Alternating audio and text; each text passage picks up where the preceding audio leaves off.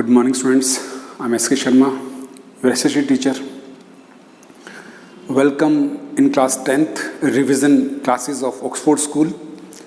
My dear students, today we have to go with the next question of Civics, Chapter 3, Political Parties. And the question is, distinguish between a regional and a national party.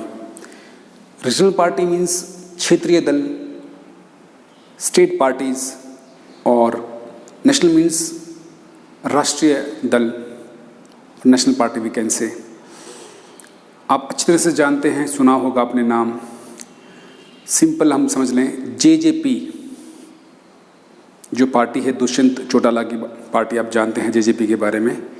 ये party Haryana की एक छोटी सी party जो अभी नई बनी है।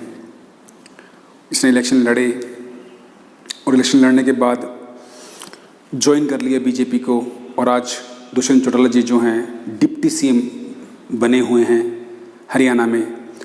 तो उनकी पार्टी है स्टेट पार्टी, और we can say regional party. State party और रीजनल पार्टी एक ही होती है, क्षेत्रीय दल कह लो या राज्य दल कह लो, एक ही बात है। अब बात करते हैं राष्ट्रीय दलों की या नेशनल पॉलिटिकल पार्टीज़ की। नेशनल पॉलिटिकल पार्टीज़ वो होते हैं जो पूरे राष्ट्र यानी पूरे देश को रिप्रेजेंट करती हैं, पूरे देश में इलेक्शन में पार्टिसिपेट करती हैं। जैसे कि बीजेपी है, आप जानते हैं अच्छी तरह से, Bharatiya Janata party, Indian national Congress party, BSP है, बहुजन समाज पार्टी। इस तरह की जो पार्टी हैं, सीपीआईएम है, communist party of India, CPI मार्क्सवादी हो, सीपीआई है, कम्युनिस्ट पार्टी ऑफ इंडिया है, दो पार्टी हैं ये। तो ये जो पार्टीज़ हैं, इस तरह की पार्टी जो हैं वो नेशनल पार्टीज़ हैं, जो कि पूरे इंडिया में इनके लीडर्स हैं। हर स्टेट में इनकी जो है कार्यालय हैं और उनके लीडर्स इलेक्शन में पार्टिसिपेट करते हैं। उनका बहुत ज़्यादा इन्फ्लुएंस है इंडियन पॉलिटिक्स सिस्टम के ऊपर या पॉलिटिक्स में इनका। तो आज की इसके बारे में हम डिस्कस करते हैं वन बाय वन। तो पहला डिफरेंस है, हम बात करते हैं रीजनल पार्टी का। तो रीजनल पार्टी क्या होते हैं, देखो पहला पॉइंट है सिक्योर एटलीस्ट। कौन सी होती है, उसका क्राइटेरिया क्या है, उसको कैसे हम कह सकते हैं कि ये पार्टी जो है रीजनल पार्टी है। Secure at least 6% vote in an legislative assembly election. Legislative assembly election माने स्टेट जो इलेक्शन होते हैं, हमारे एमएलए के जो इलेक्शन होते हैं। तो एमएलए के इलेक्शंस में उस पार्टी को 6% वोट मिलने चाहिए, जितने वोट पड़े हैं वैध मतलब सही वोट जो होते हैं, वो वोट जो 6% उनको मिलने चाहिए। या एंड और क्या होना चाहिए, विन एटलीस्ट 2 सीट्स, 2 सीटें यानी कि एमएलए की 2 सीट वो जीते। ऐसी पार्टी जो 2 सीट जीत जाए उस स्टेट इलेक्शन में, या कम से कम जितने वोट पड़े हैं उसका 6% उसके कैंडिडेट्स को मिले, तो वो एक रीजनल पार्टी मानी जाएगी, एक स्टेट पार्टी उसको कह सकते हैं। दूसरा पॉइंट है, अब हम यहाँ डिस्कस करेंगे नेशनल पार्टी के बारे में। तो नेशनल पार्टी में यही क्राइटेरिया थोड़ा सा डिफरेंट है। देखिए, secure at least 6% of total votes in the Lok Sabha election. अब यहाँ पे लोकसभा इलेक्शन में जो कि पूरे कंट्री में होते हैं, पूरे देश में होते हैं, तो उसमें 6% वोट चाहिए उसको। उसके अलावा क्या चाहिए, और the assembly election in 4 states. या तो उसको लोकसभा इलेक्शन में कम से कम 6% वोट मिलना चाहिए, या उसको 4 राज्यों में जो सीट इलेक्शन होते हैं, 4 स्टेट्स में इलेक्शन हो, जैसे कि हरियाणा, पंजाब, यूपी, बिहार, इनमें इलेक्शन हो रहे हैं स्टेट लेवल के, यानी कि एमएलए के, उसमें सब में 6% होना चाहिए। उनका जितना भी वोट पड़ा उसका 6% उसको मिलना चाहिए, तब उसको हम नेशनल पार्टी कह सकते हैं। उसके अलावा और क्या चाहिए उसको, wins at least 4 seat in the Lok Sabha. Lok Sabha में कम से कम 4 सीटें उसको जीतना चाहिए, यानी कि उसके जो एमपी होने चाहिए 4, जो इलेक्शन में लड़े थे लोकसभा इलेक्शन में, उनमें से 4 एमपी बनने चाहिए जीत के, मेंबर ऑफ पार्लियामेंट, यानी कि पार्लियामेंट में बैठने चाहिए, तब मानेंगे वो एक सेंट्रल पार्टी है, या उसको कह सकते हैं हम नेशनल पार्टी है। तो ये बात समझने की है। अब सेकेंड पॉइंट यहाँ डिस्कस करते हैं स्टेट पार्टी का। Working at regional level, simple सी बात है भाई, वो रीजनल लेवल पे काम करती है। यानी कि जैसे जेजेपी है तो इसका काम है हरियाणा में काम करना, हरियाणा की समस्याओं के बारे में, हरियाणा के लोगों के बारे में। This party is working only for the Haryana. They are thinking, planning, discussing, raising issues about the Haryana and inside the Haryana. वो हरियाणा के बाहर नहीं कुछ करते, हरियाणा के अंदर रह के करेगी जेजेपी। तो ऐसी पार्टी जो भी हैं, जैसे शिरोमणि अकाली दल है, पार्टी है, शिरोमणि अकाली दल जो है वो पंजाब की पार्टी, तो वो पंजाब के बारे में बातें करेगी, तो वो रीजनल पार्टी है पंजाब की।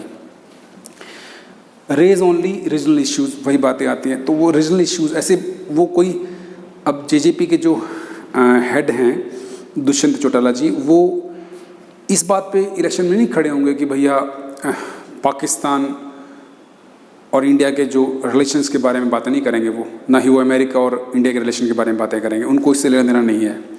वो बातें करेंगे जो हरियाणा के इंटरेस्ट की बात होगी, उनको नेशनल लेवल पे वो बड़ी बड़ी बातें या उस मुद्दों पे लड़ने वाले इलेक्शन में नहीं है वो, उनका मतलब होगा सिर्फ हरियाणा से।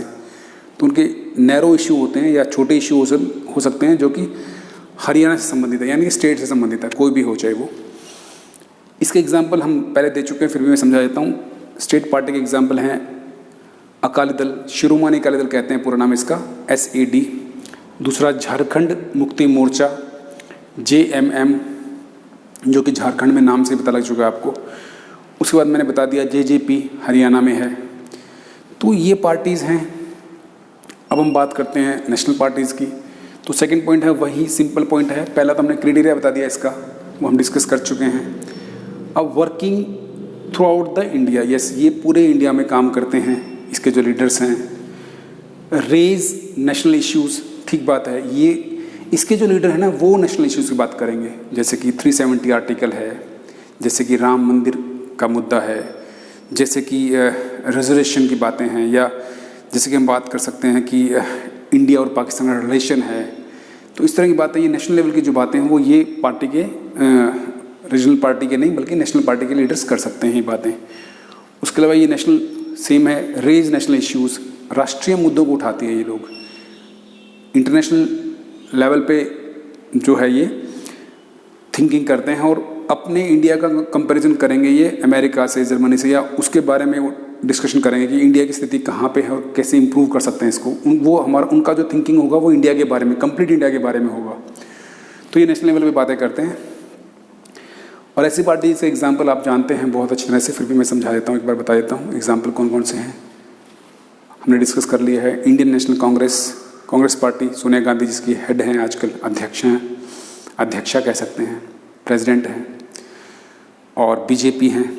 उसके अलावा आपने सुना होगा, हम बात कर सकते हैं जो बताया था मैंने, CPI और CPIM, ये पार्टी है। इस तरह की जो पार्टीज़ हैं वो नेशनल पार्टीज़ हैं। उसके अलावा बुक में अगर आप पढ़ोगे तो आपको 7 पार्टीज़ दे रखी हैं आपके चैप्टर में, वो पढ़ें और डिस्कस करें उसके बारे में। बहुत इंपॉर्टेंट टॉपिक है ये, not only for the examination but for understanding about the political system of India. My dear students, you have to read the things whatever you have in books, not for just passing the class 10th but to understanding the concept, because this is the things which is beneficial for you for the whole life. Social science के जो subjects हैं, topics हैं, वो तो सारी उम्र काम आने हैं आपको। आप कहीं भी खड़े होंगे, डिस्कशन करोगे तो पॉलिटिकल पार्टीज़ के बारे में, पॉलिटिकल लीडर्स के बारे में, इंडियन पॉलिटिकल सिस्टम के बारे में बातें होती हैं और आप करोगे। अगर आप ये जानते होगे तो आप 4 लोगों में खड़े होकर बातें कर सकते हैं, otherwise you have to keep quiet and just listening. So try to understand and try to behave like an active citizen and try to be a very educated and we can say informed teacher, informed student we can say, or people we can say। आने वाले भविष्य में आप अच्छे teacher बन सकते हैं, अच्छे IPS ऑफिसर, IAS ऑफिसर बन सकते हैं अगर आपको इस तरह की चीज़ों की अभी से नॉलेज होगी तो। क्योंकि एग्ज़ाम्स जो होते हैं UPSC के IAS ऑफिसर बनने के लिए, उसमें इस तरह के ही क्वेश्चन होते हैं। तो अभी के लिए इतना ही काफ़ी है। God bless you, have a nice day, thank you, thanks a lot.